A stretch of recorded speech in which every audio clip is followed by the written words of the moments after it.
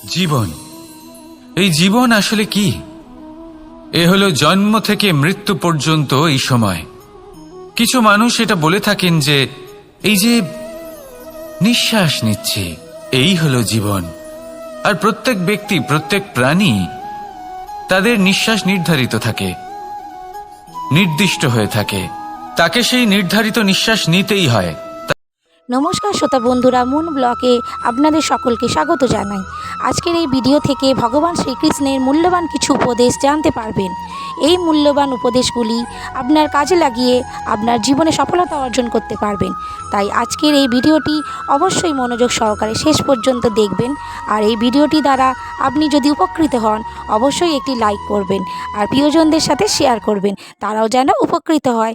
আর আপনারা যারা এই চ্যানেলে নতুন, তারা অবশ্যই চ্যানেলটি সাবস্ক্রাইব করবেন, বেল বাটন প্রেস করবেন এই রকম আরও অনেক ভিডিও নোটিফিকেশন পেতে। আর কমেন্ট করবেন জয় শ্রীকৃষ্ণ। চলুন নতুন ভিডিওর মূল পর্বে যাওয়া যাক। এমন কোনো মানুষ আছেন এই সংসারে যার অসুখ করে না? প্রত্যেক মানুষ কখনো না কখনো অবশ্যই অসুস্থ হয়েছে, তার এই শরীর রোগের শিকার অবশ্যই হয়েছে। এবারে দেখুন, এই রোগ আসে, আবার এই রোগ চলেও যায়, কিন্তু সেই রোগ আমাদের কষ্ট দিতে কেন সক্ষম হয়? কারণ হলো স্বচ্ছতা। যদি এই স্বচ্ছতা শরীরে না থাকে, তাহলে মানুষকে শারীরিক কষ্ট পেতেই হবে।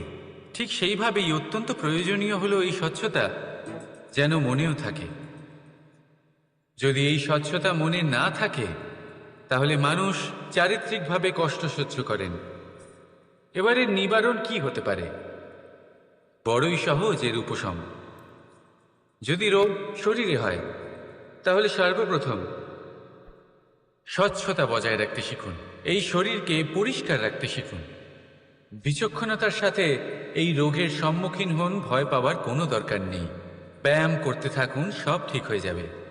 সেইভাবেই যদি এই অসুখ মনে হয়, তাহলে কি করা যায়? সর্বপ্রথম তার আধারের ওপরে নজর দিন। আপনার এই আধারই হলো আপনার আহার। যা আপনি আহার করবেন, সেরকমই মানুষ হয়ে উঠবেন। সেইভাবেই আপনি যেরকম ভাবেন, সেরকমই মানুষ হয়ে উঠবেন।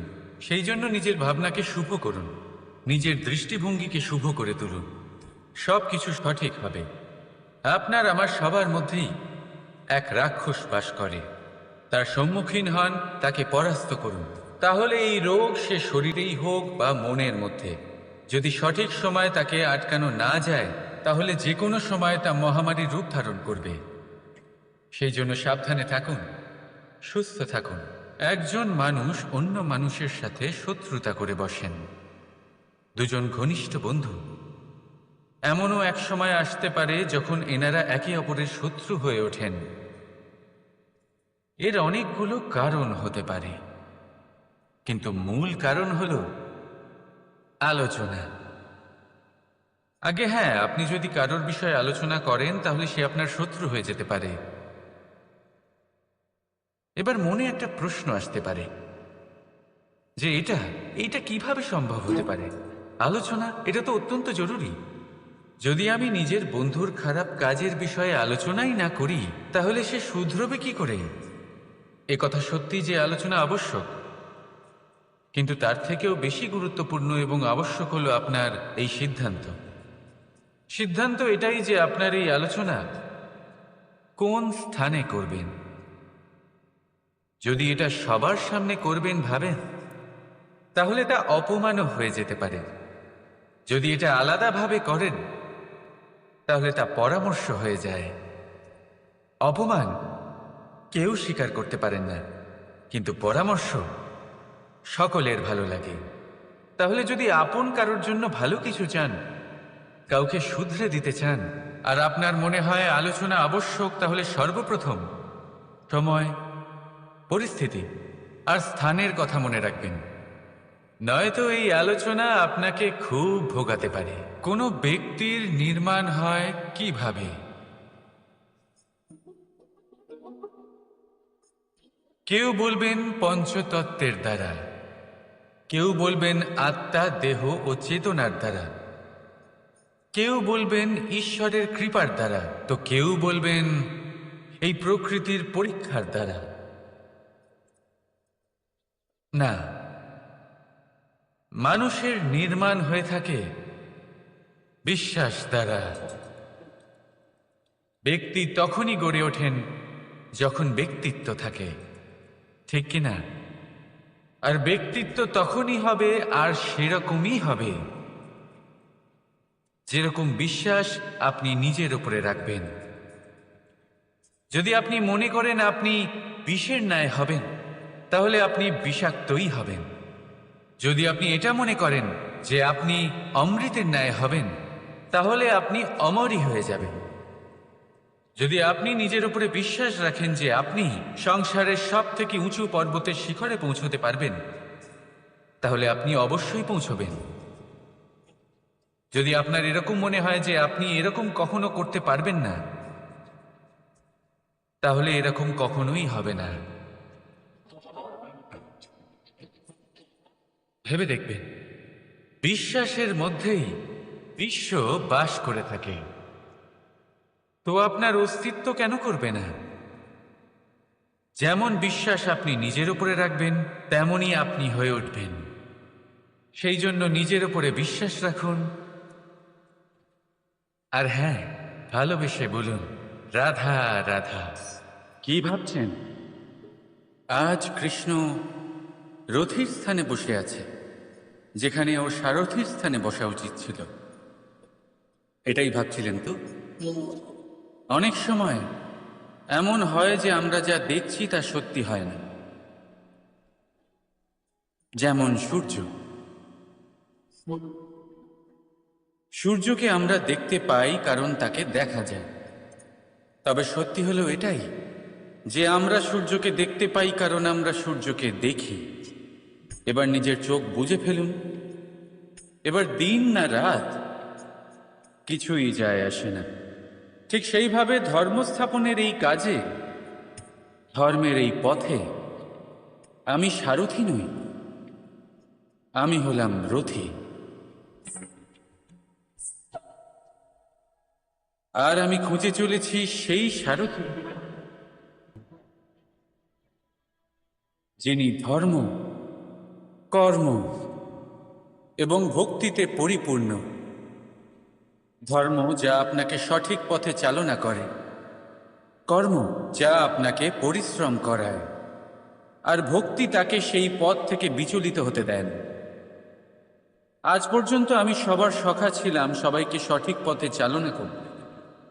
এবার আমি খুঁজে চলেছি সেই ব্যক্তিকে যিনি আমার সখা হবে আর ধর্ম স্থাপনের এই শুভ কাজে আমার সাথী হবেন।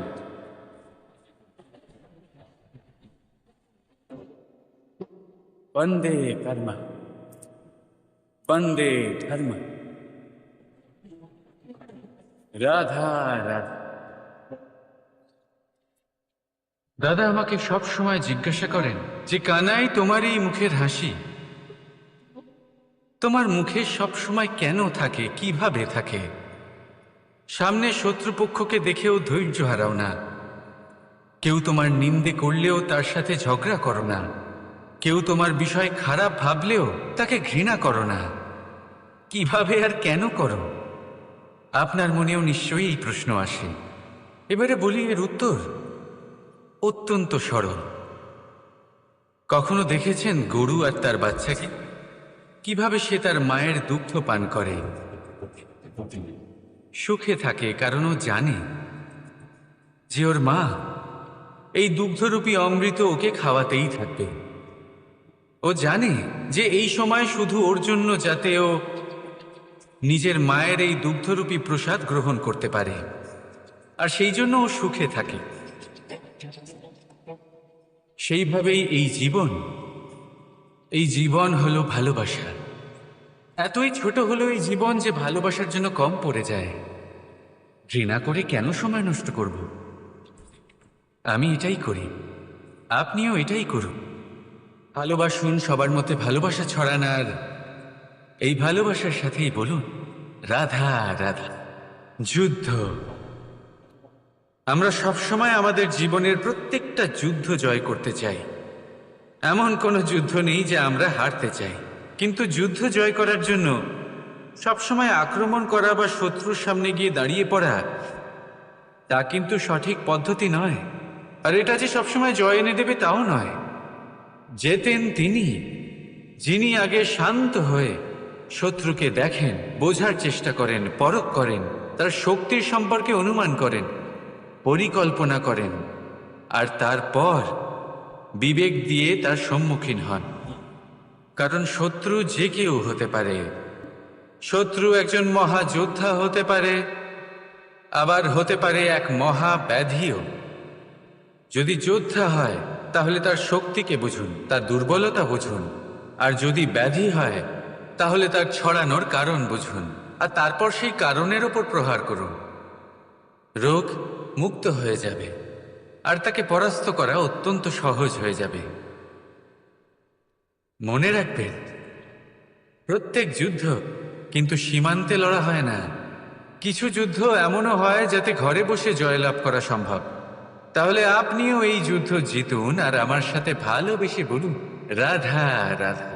বর্ণমালার সব থেকে প্রথম অক্ষর হলো ক। হয়তো সেই জন্যই এই জীবনের, এই সংসারের সব থেকে প্রথম এবং গুরুত্বপূর্ণ জিনিস হলো কর্ম। এবার এই কর্ম আসলে কি? জন্মগ্রহণ থেকে মৃত্যু পর্যন্ত এই জীবনকালে মানুষ যা কিছু করে থাকেন সেটাই হলো ওনার কর্ম। এটা যা কিছু হতে পারে। দয়া করে দান করা ভিক্ষা, আবার ছলনা করার বাসনা নিয়ে বলা কোনো মিথ্যা। এবার একটা মানুষের কর্ম সমগ্র মানব জাতির প্রারব্ধ নির্ধারিত করতে পারে। এতটাই শক্তি থাকে এই কর্মে। যদি কথা বলা হয় ধর্ম স্থাপনের সারথীর, তাহলে তার সব থেকে গুরুত্বপূর্ণ গুণ হলো তার কর্ম। সেই জন্য আমি খুঁজে চলেছি এমন একজন ব্যক্তি যিনি শুধু বীর নন, যিনি কর্মবীর। কারণ এই রথের দড়ি হোক বা সংসারের আশা, এই দুটোই তিনি সামলাতে পারবেন। এবার এটাই দেখতে হবে এই স্বয়ম্বরে এমন কোন ব্যক্তি আছেন যিনি নিজের এই কর্মকে পূর্ণ নিষ্ঠার সাথে পালন করতে পারেন। আসুন আমার সাথে ভালোবেসে বলুন, রাধা রাধা।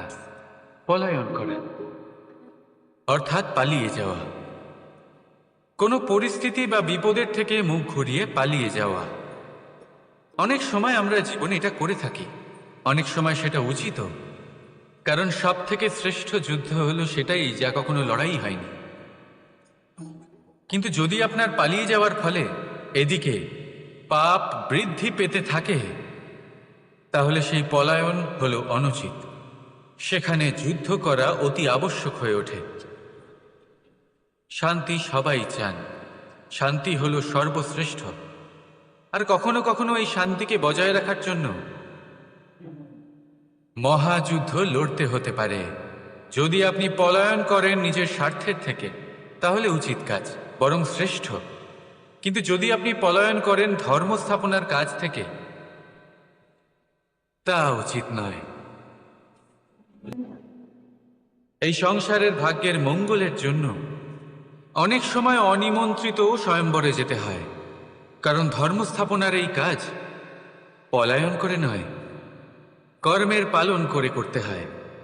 তাহলে পলায়ন করুন স্বার্থের থেকে, কুকর্মের থেকে, কুচিন্তার থেকে, অহংকার থেকে, আর পালন করুন ধর্মে, পালন করুন কর্মের। বন্দে ধর্মা, বন্দে কর্মা।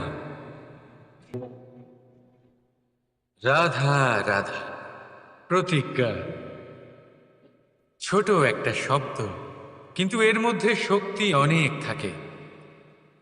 যে ব্যক্তি প্রতিজ্ঞা পালন করেন তাতে অটল থাকেন, সংসার তাকে সম্মান করে।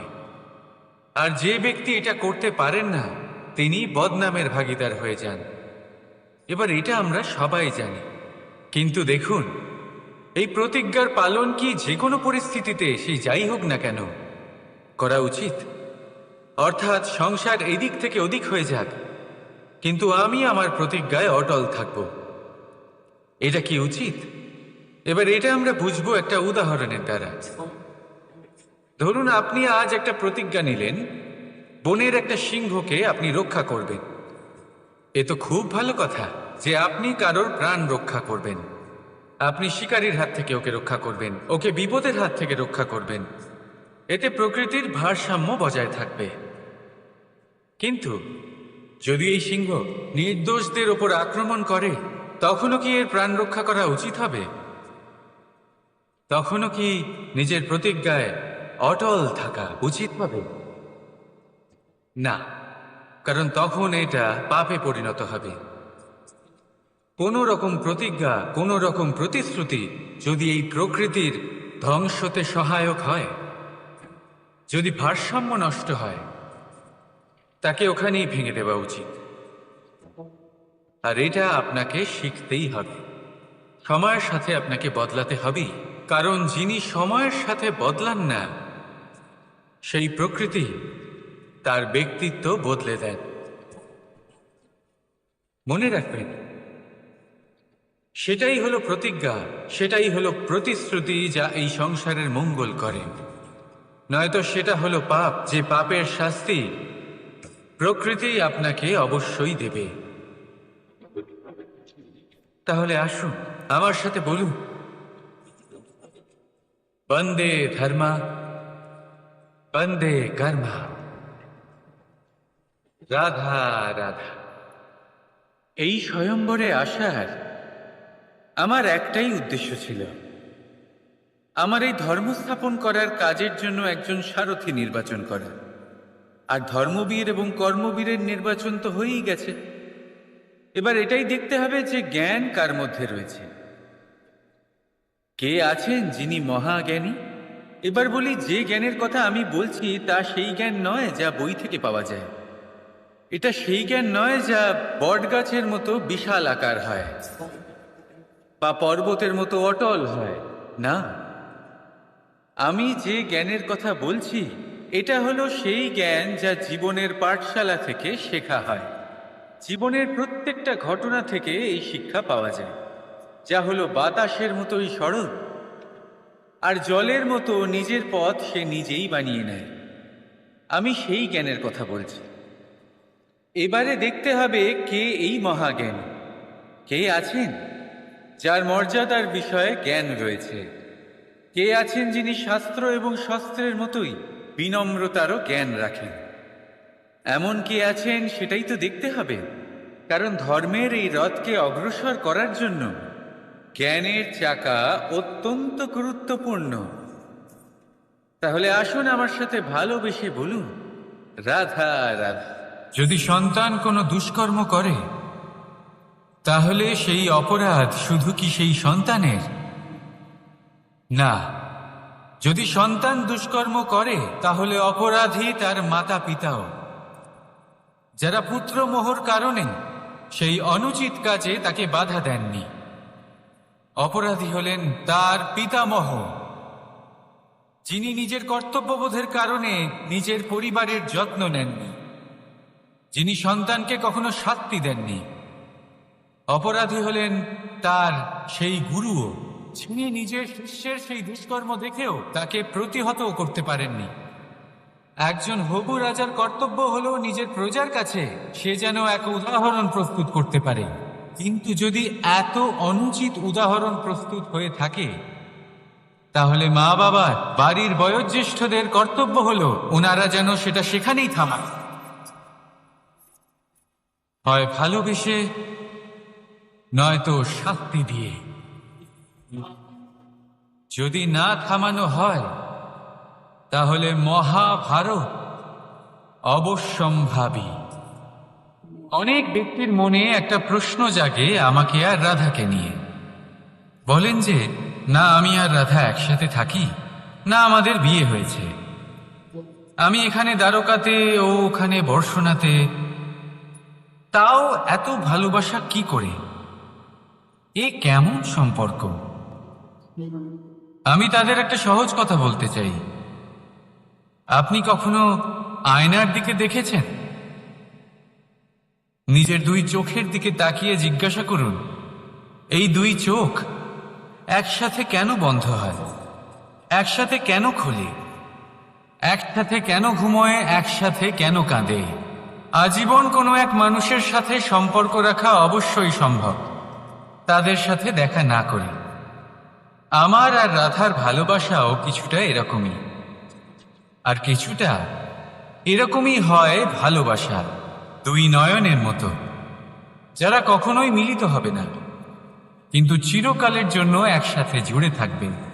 এই অনুভূতি নিঃস্বার্থ হয়, আর এই নিঃস্বার্থ ভালোবাসা আপনাকে আনন্দের পথে অগ্রসর করে। জীবনে সবসময় নিঃস্বার্থভাবে ভালোবাসুন, শুধুমাত্র আনন্দই পাবেন। তাহলে আসুন আমার সাথে নিঃস্বার্থ। মানুষ অসুস্থ কেন হয়? শারীরিক দুর্বলতার কারণে? না, মানুষ অসুস্থ হন তার মানসিকতার কারণে, তার বিবেকের কারণে, তার কর্মের কারণে, তার ক্রোধের কারণে। আর যখন কেউ সুস্থ হন, ঠিক হয়ে যান, তার মানে এটা নয় যে শুধু ওষুধের জন্য তিনি সুস্থ হয়েছেন। না, এটা কারোর তার প্রতি প্রেমের প্রভাব, বিশ্বাসের প্রভাব, সম্বলের প্রভাব। শুধুমাত্র ওষুধ দিয়ে কিছুই হয় না। যদি মনে প্রেম থাকে, বিবেক থাকে, বিশ্বাস থাকে, সম্বল থাকে, তবেই সেই ওষুধ কাজ করতে পারে। তাই মনে রাখবেন, এই জীবন হলো অত্যন্ত ছোট। মনে প্রেম ভাব রাখুন, মিত্রতা করুন, শত্রুতা নয়। ভালোবাসুন, বিদ্বেষ নয়। আর এই ভালোবাসার সাথেই বলুন রাধা রাধা। মানুষ নিজের জীবনে ঈশ্বরকে খুব মান্য করে, ওনার জন্য কি না করে। ভিন্ন ভিন্ন নামে তাকে স্মরণ করে, তাকে পুজো করে, তার আরাধনা করে। সে জানে যে ঈশ্বর তাকে শক্তি অবশ্যই দেবেন, তাকে সাহায্য অবশ্যই করবেন। কিন্তু যখন প্রশ্ন আসে গুরু এবং ঈশ্বরের, তখন গুরুর মান কখনো কম হওয়া উচিত নয়। কারণ সত্যি বলতে কি, গুরুই হলেন সেই সিঁড়ি যা বেয়ে আপনি ঈশ্বরের কাছে পৌঁছানোর পথ খুঁজে পাবেন। এই পথ আপনি গুরুর থেকেই পাবেন। গুরু না থাকলে আপনি কখনো ঈশ্বর লাভ করতেই পারবেন না। আর জীবনে অনেক সময় লক্ষ্যের থেকেও অনেক বেশি গুরুত্বপূর্ণ হলো পথ।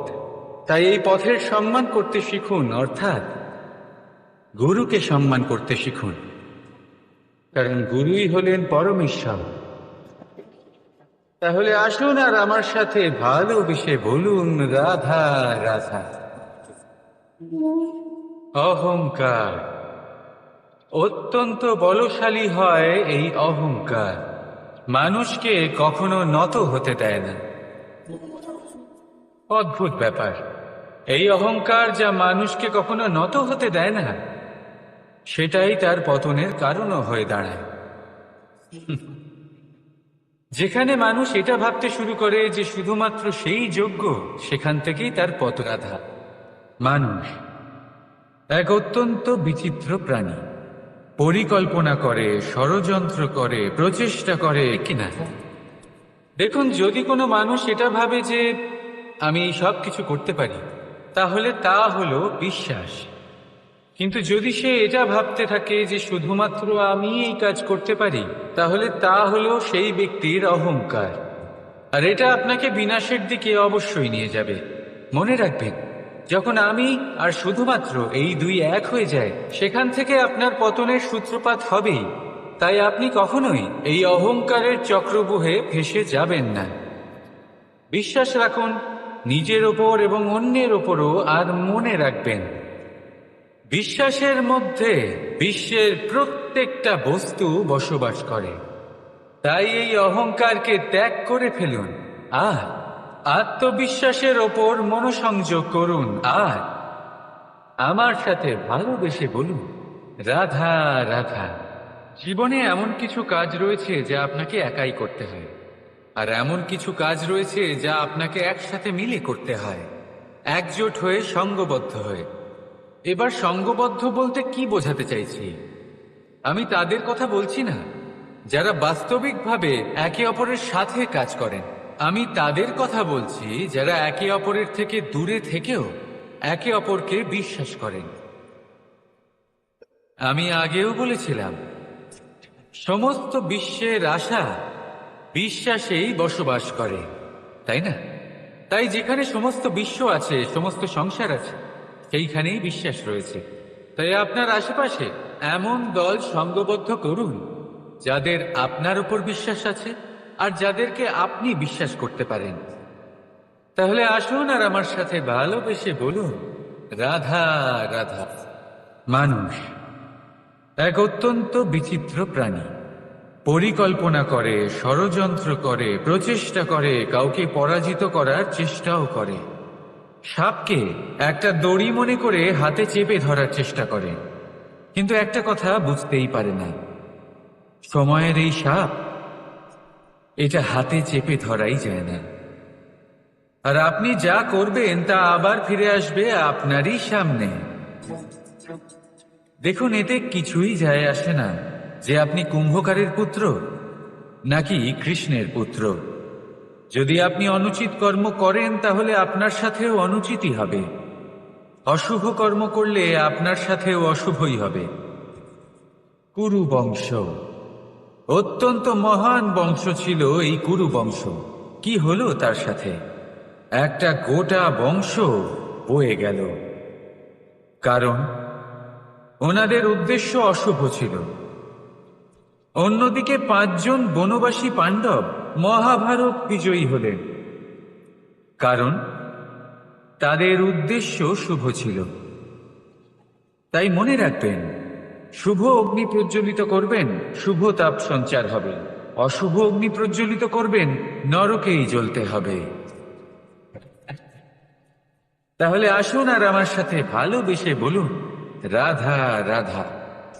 আমরা যে মানুষকে চাই, যাকে আমরা ভালোবাসি, তাকে একটা উপহার অবশ্যই দিতে চাই।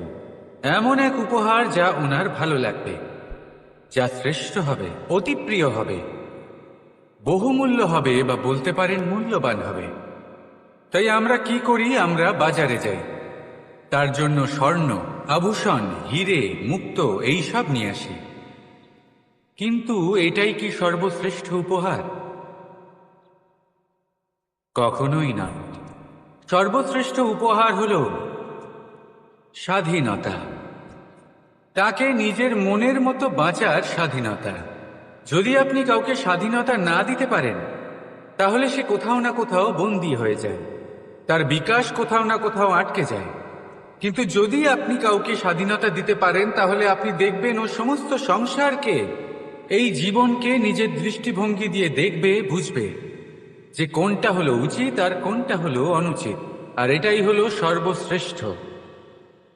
আর এবার যদি কাউকে স্বাধীনতার মাধ্যমে এত বড় একটা শক্তি দিতে পারেন, তাহলে আপনি আমাকে বলুন, এর থেকে বড় উপহার আর কি হতে পারে? সমর্পণ।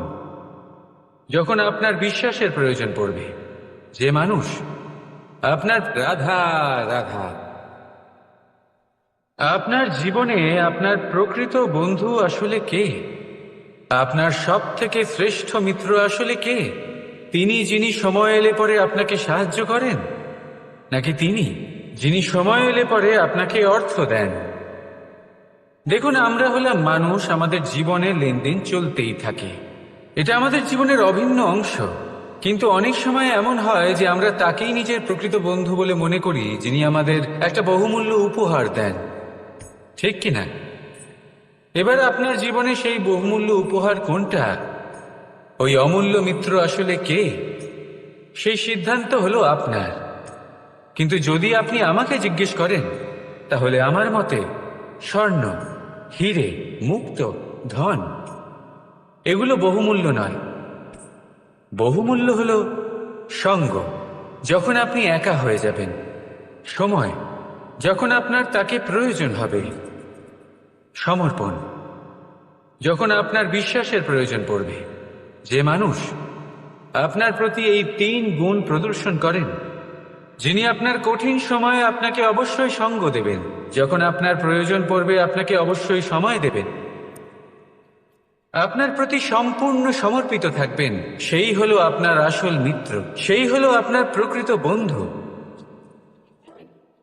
কারণ সত্যি বললে, বন্ধুত্বের অর্থই হলো নিজেকে সম্পূর্ণরূপে কারোর কাছে সমর্পণ করে দেওয়া।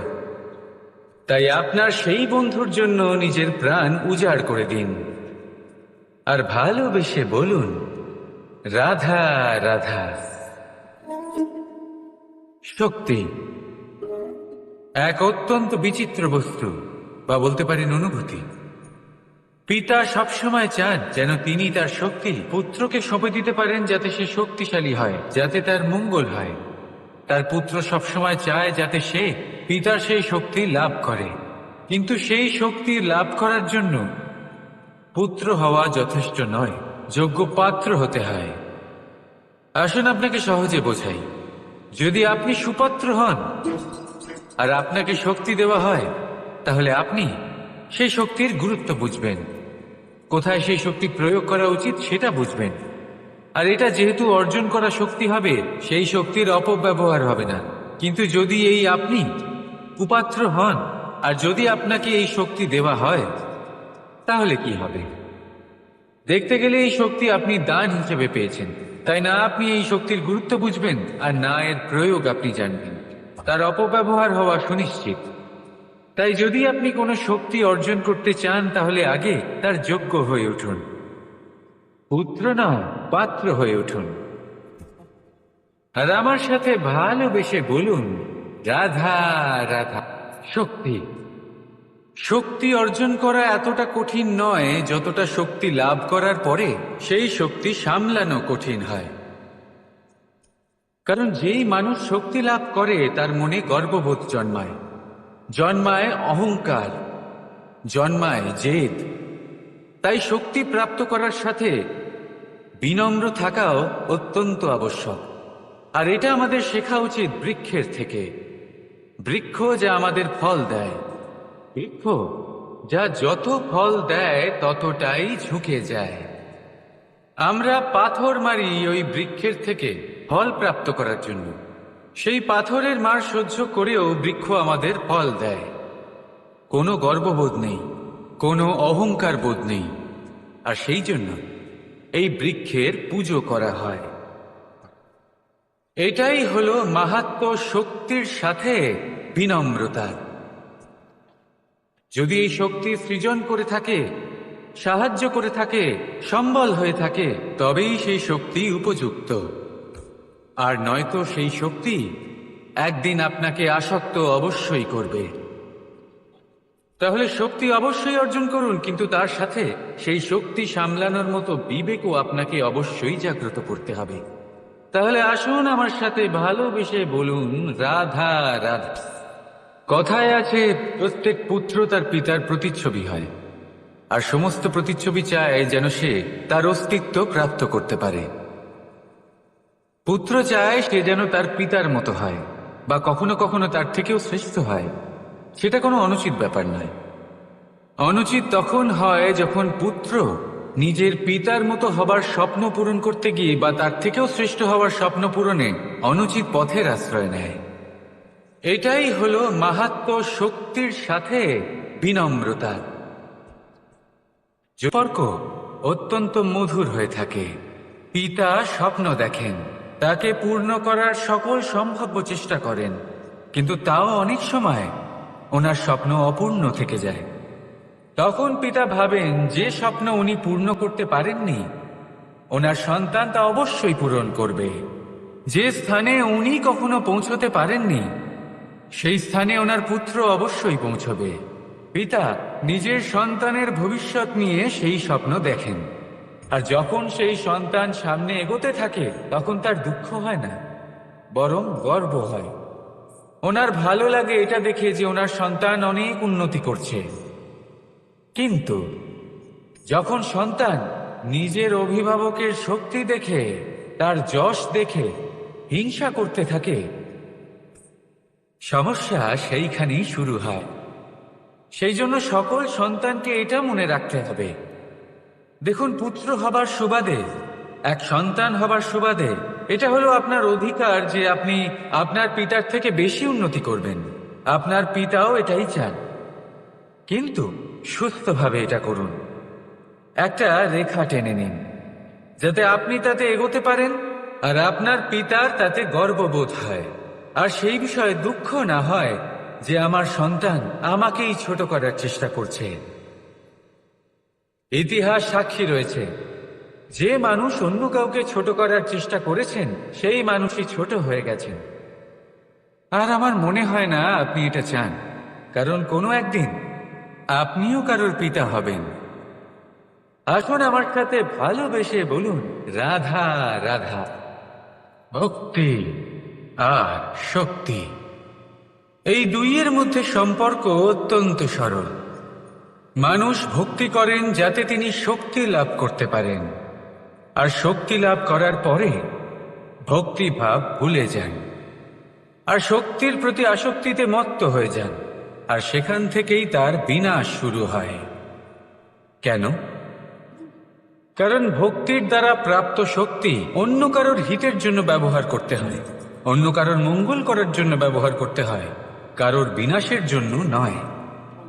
এবার যদি আমি আপনাদের একটা উদাহরণ দিয়ে বোঝাই, তাহলে কোদাল দিয়ে আমরা মাটি কোপাতে পারি, একটা গর্ত খুঁড়তে পারি যাতে একটা নতুন বৃক্ষ জন্ম নিতে পারে, একটা বৃক্ষ যা অন্য জীবকে ফল প্রদান করবে, যাত্রীদের ছায়া প্রদান করবে। তাই আমরা কি করি? আমরা বাজারে যাই, তার জন্য স্বর্ণ, আভূষণ, হিরে, মুক্ত এইসব নিয়ে আসি। কিন্তু এই কোদালের ব্যবহার যদি আমরা অন্য কারোর ক্ষতি করার জন্য করি, তাহলে ক্ষতি শুধুমাত্র আমাদেরই হবে। তাই জীবনে যদি আপনি কোনো শক্তি লাভ করেন, হয়তো ভক্তির দ্বারা বা অন্য যেখান থেকেই হোক, তার সদ্ব্যবহার করতে শিখুন, নয়তো এই প্রাপ্ত শক্তি আপনার পতনের কারণ হয়ে দাঁড়াবে। তাহলে আসুন আমার সাথে ভালোবেসে বলুন, রাধা রাধা।